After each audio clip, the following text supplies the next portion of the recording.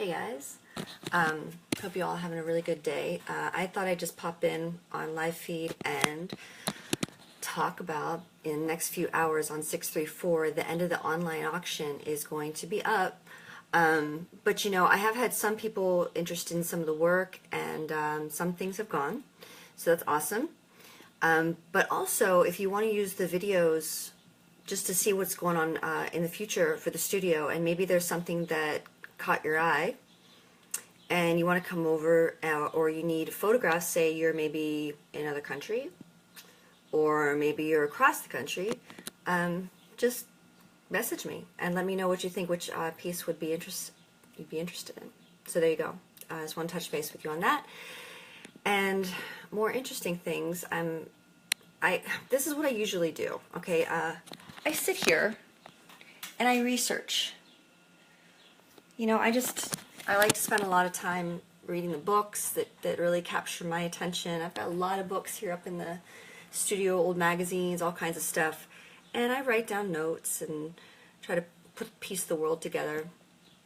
And I got this really weird book the other day, and you know, I swear, I didn't even look at the inside of it. I had no idea what this was about, okay? But I had to get this book. Can you read that? It's called Rats, Lice, and History. How can you go wrong, right? So I had to get this thing. And, you know, it's weird. It is weird when you listen to your synchronicities, when you just, you don't even know why you want this book. It was $2. I was walking by, what was it? I went to go get some ice cream. I'm not supposed to be eating sugar lately, but whatever. I got to have some sugar.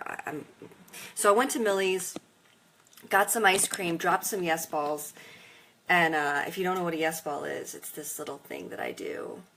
That I leave these in public places, you know, and it's just, it can mean a plethora of things, but usually it's yes to good things, and yes to listening to yourself, as long as you're not trying to hate on people.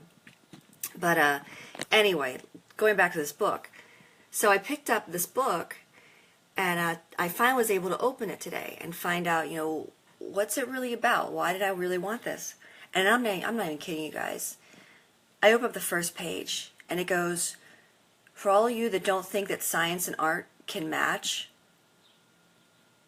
let me show you this through biology. I mean, that's basically the gist of what the very first page said. Now, if you guys have known what I've been researching the last few years,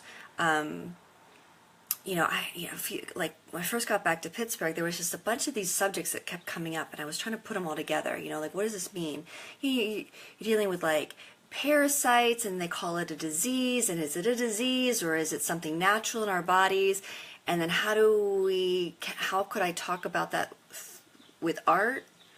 You know, I've been creating art installations and different paintings and sculptures, kind of like playing around with this conversation, and learning for myself more and more about the festerings of thoughts that can really manifest into or weaken your system, to letting those little parasite guys get into your body and create a disease. And then, you know, people say, "Oh man, Kim, you're talking so crazy stuff. You know, let the scientists do what they're going to do. You know, why you don't know anything about that. Just let them do their thing." Well, this book was written in 1933. It's just wild. So this is the full title of this book: Rats, Lice, and History. Okay. And then it says, being a study in biography, which after 12 preliminary chapters, indispensable for the preparation of the lay reader, deals with life history and typhus fever and all kinds of things that go wrong when we're at war, or when there's a bunch of poverty, or when people are at dis-ease. And I thought, wow, you know, even just reading this first page, and if you don't mind, I'll quote you a couple things. I think this is really interesting. You know, look at the climate with where we're at right now. You know, there's a lot of fear, there's a lot of poverty. It's going to get probably worse, unfortunately, if we keep really buying into this whole like monetary system. and pretty much go down with the wash and thinking that, we're over if we don't have this. We don't have a banking system. Divest, please, divest. Put your money into credit unions, please, please. Take your power back. And this is what they were saying. It's, why are we being pushed all these vaccinations? I'm not trying to get anyone upset about mentioning vaccinations, but I'm just asking the question, why? Why are we constantly being pushed this stuff all the time? Is it preparation for something? Or is it lowering our immune for something as well? Okay. This is very interesting. So it says, these are some of the notes that I was writing today when I was reading this. Nature, aka the third dimension, aka the Saturnian level of this existence, seems to have intended her creatures, which I thought was interesting. He said her, because it's like, the Queen of Heaven kind of attitude, creatures to feed upon one another. Garden of Eden, eaten, which makes so much sense because, you've got the Oribus, feeding its tail, and we've got all these people that truly believe that the highest religion or the highest power or the highest mentality is life, death, life, death. So don't feel bad about anything dying or eating it or killing it, because they'll come back some way. I mean, maybe they'll come back as a worm, but at least they'll come back something, so we shouldn't feel bad. That's kind of weird. I mean, I don't personally believe that, but we see it all the time in this dimension, so we think it's the only thing. Anyway, so it says life on Earth is an endless change of parasitism, which would soon lead to the complete annihilation of all living beings unless the incorruptible workers of the vegetable kingdom constantly renewed the supply of suitable nitrogen and carbon compounds. I thought that was interesting. They mentioned the carbon compounds, which other living things can filch. So what they were saying was that, okay, so a cow eats plants. This was the example they used. They said the cow eats plants, and then man eats both the cow and the plant, and then the bacteria eats the man. Okay? So now we're going to jump to another thing that they mentioned here. They said war and conquest and that herd existence, which is an accompaniment of what we call civilization, have merely set the stage for these more powerful agents of human tragedy. You ever hear about people talking about parasitic people, energy vampires? They're infested with so much gnarly negative energy that they're literally parasites on other folks. They feed off other folks, mentally or emotionally, whatever. What if they actually are filled with them too? I mean, in all real thing. And this is why it makes sense that there are some people on the top called psychopaths, reptilian brain. Hey, Carrie, what's up? I'm talking science. Oh, Carrie, I can't wait to hear what you think of these thoughts here. I'm trying to kind of bridge a gap between science and art and the economies of psychopaths and the banking system. It's a lot. But I got this book, and it just came to me the other day, and it's called Rats, Lice, and History. But you open this up, and I'm telling you, this is just a plethora of hello, these are the combinations and the ingredients needed in the world for these parasites to just thrive. And they mention war, and they mention poverty, bad nutrition, and parasitic, highly toxic environments.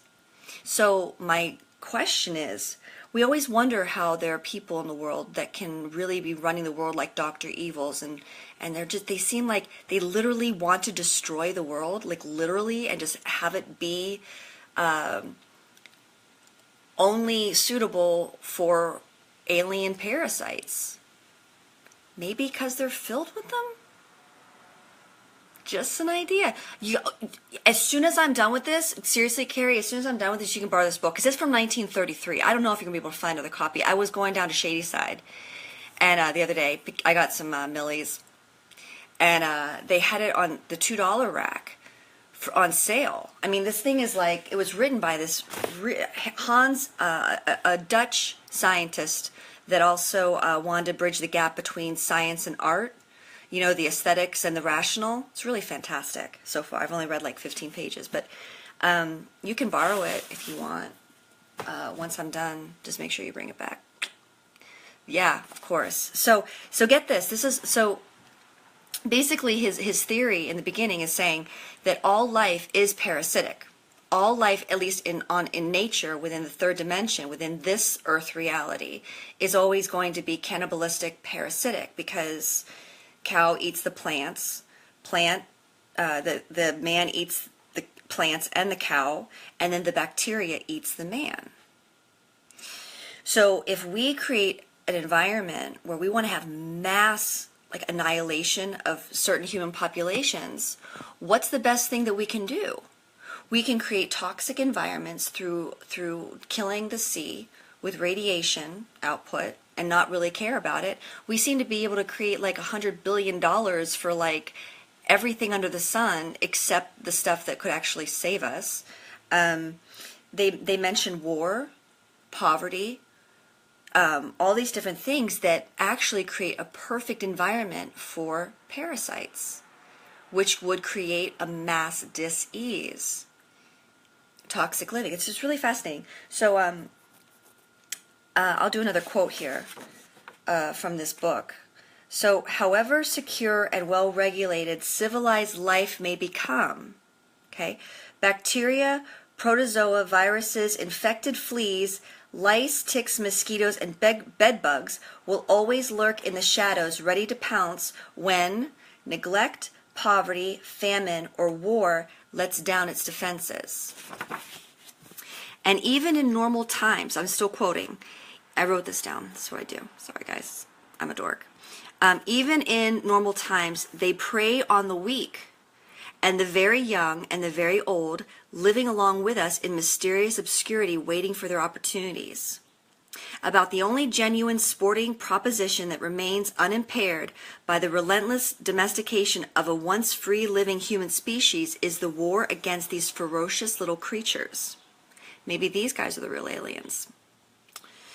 And they're the ones that try to get into our brains and all of a sudden think it's fantastic to, jump in a radioactive ocean. I don't know. Anyway, which lurk in the dark corners and stalk us in the bodies of rats, mice, and all kinds of domestic animals, which fly and crawl within the insects and waylay us, which I think means manipulate us. They find the way in through our food, drink, and even in our love making.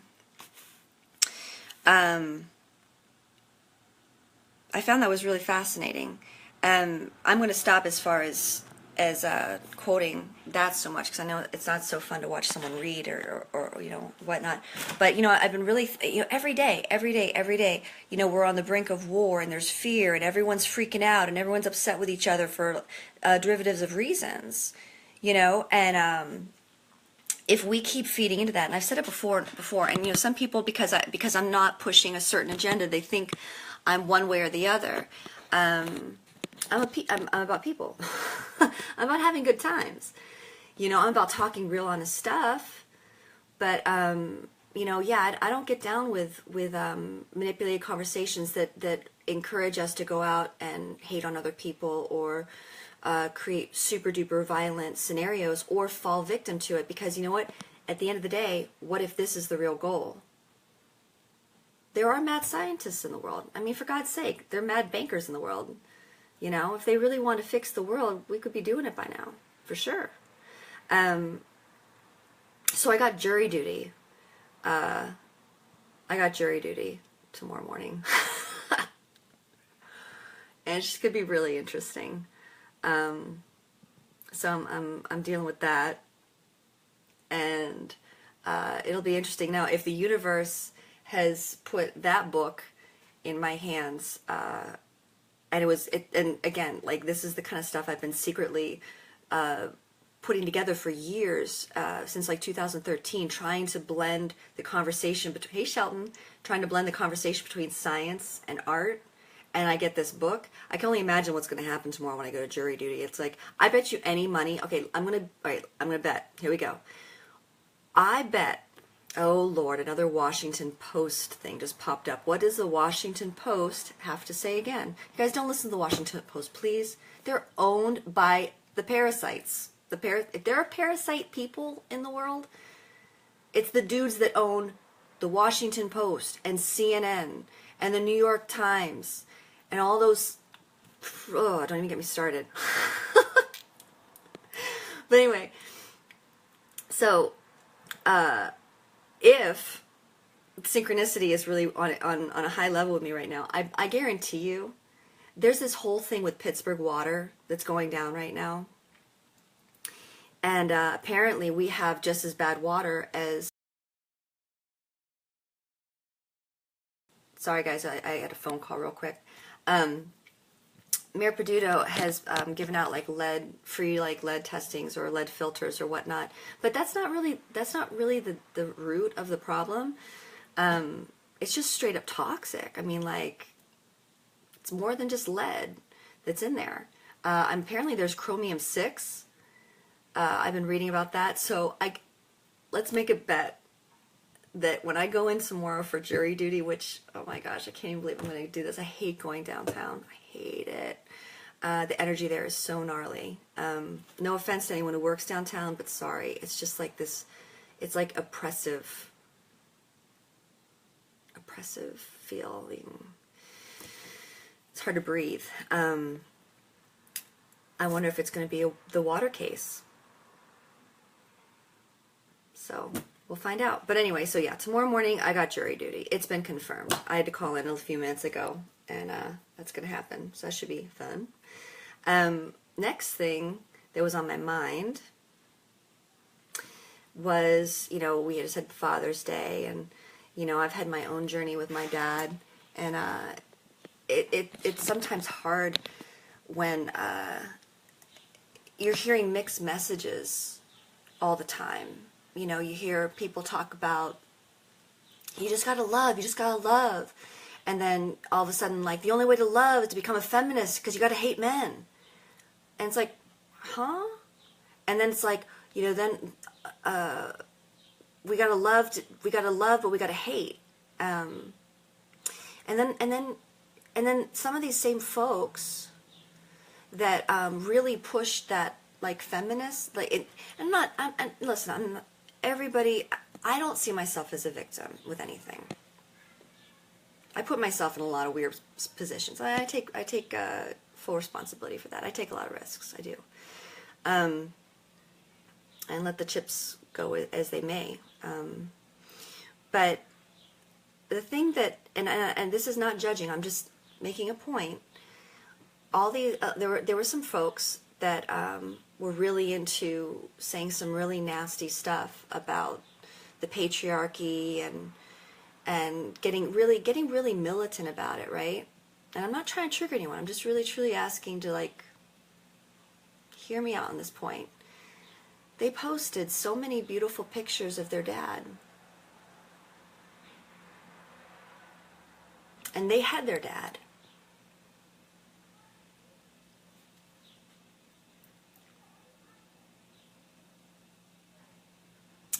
And their dad is there for them. I'm trying not to get emotional, I swear to God. Maybe I'll just talk softer. I won't get emotional. And their dad was their champion. And you can see it.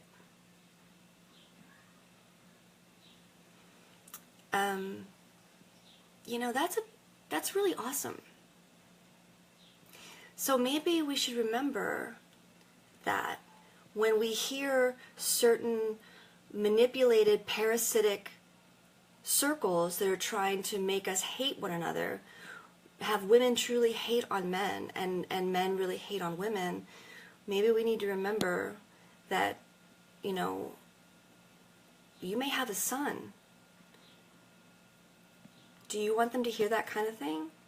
You know, what if you had a dad that really was there for you? And what if you didn't? I didn't have that relationship with my dad.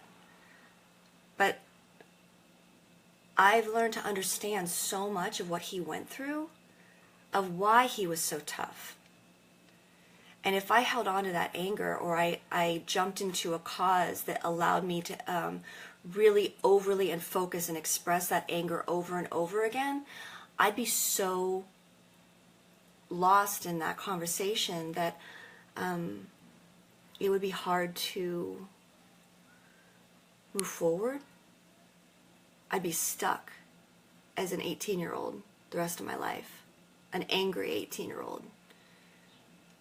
So it's just some of my thoughts that I had on that, and I'm not trying to diss anybody, and I'm not trying to throw anybody under the bus, and I'm not trying to devalue causes that people really feel are important. I think it's wonderful when people get out there and they speak their minds, but sometimes it can be an echo chamber of what is manipulated to constantly make us feel that a general group is bad. That's all. And usually the ones that do that are the ones that are actually the ones that are doing it. They're the ones that are the bad guys. So just peel that veil behind. So the reason I mentioned that, and I got past it without crying, yes, okay, was the other night, Peter and I watched this movie called The Red Pill. And it's pretty fascinating. I suggest everybody watch it, from wherever you stand. That's the best thing. It doesn't matter where you stand. Just listen to other people. I mean, listen to someone that's totally different from what you think. And,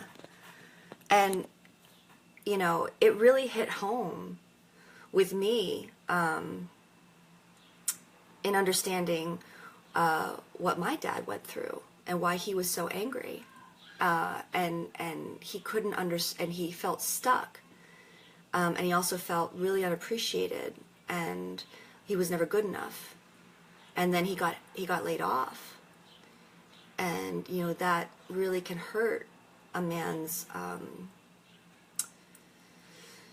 sense of pride, you know, sense of like purpose and doing something. And so it can really break a person. And, you know, and when you, oh gosh, another thing from Washington Post, I'm connected, I only just keep up with them to know what next lie or next spin they're going to be involved in. I'm on to you, Podesta. Pain in the wazoo, man. You're just trying to cause chaos everywhere. I wish that everyone would just learn who the Podestas are and then realize those are the guys behind all this insane media crap that is making everyone fight each other all the time. And if they let them feel all the rage of what they're manufacturing. let them have the effects of what they're seeding, you know. Anyway, so the movie's called The Red Pill, and it's on Amazon if you want to check it out. And just watch it. You know, a strong mind is never afraid to listen to all sides or a completely opposing side. It's the weak mind that is easily malleable, that is so afraid of listening to another's perspective, because that means that they aren't really thinking for themselves. They've just only been listening to the person that told them something from before. Just a thought. So don't be afraid of listening to other people, like seriously listening to it, you know. That's the thing that I really don't like about the Antifa movement, is that like they are seriously so terrified and freaking out of anybody else speaking. You know, like that's a very dangerous. Sorry, that's Peter again. So, you know, and you know what's interesting is a lot of those groups that are pushing that whole Antifa. There's paid activists that are on the George Soros fund that are creating that.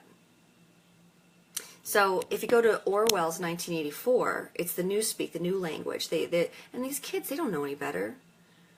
I mean, shoot, when I was in college, we were just talking, hey, Nikki, what's up? when I was in college, man, we were talking like, you know, I was in theater class, and the cool thing was, is like, okay, let's figure out what we're gonna make for theater class. What are we gonna make for costume class? My engineer roommate was like, hey, I'm working on a road. I'm gonna build a road.